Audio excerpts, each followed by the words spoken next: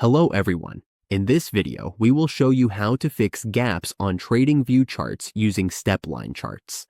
This way, our price action looks continuous and is easier to analyze. Sometimes, especially with stocks, we notice gaps between trading sessions. These gaps can make candlestick charts look disconnected and make technical analysis more difficult. Let's fix that.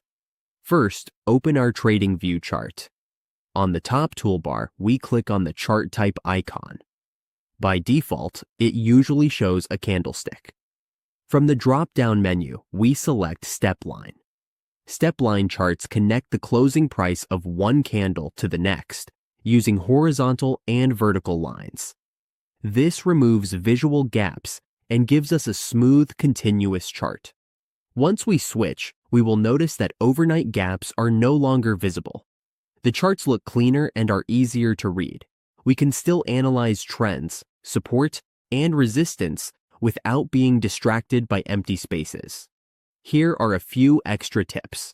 Step lines work best on daily or higher time frames, but we can use them on intraday charts as well if we want a gap-free look.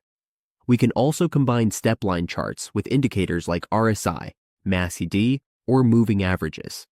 Everything still works normally. If we want to focus on exact price levels, we can enable the price axis grid lines to make the steps more visible. There are some common mistakes to avoid.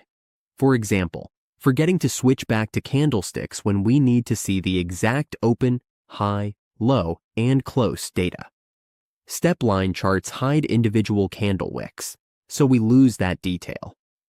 Also, using step line charts on markets where gaps are important for trading decisions, like breakout strategies, may not be ideal.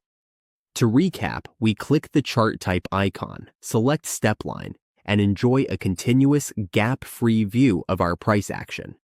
Combine with indicators as usual. Remember, step line removes candle wicks and open-close details. Using step line charts is the easiest way to eliminate visual gaps while keeping our chart clean and readable. If this video helped, like the video, subscribe for more Tradingview tutorials, and I'll see you in the next one.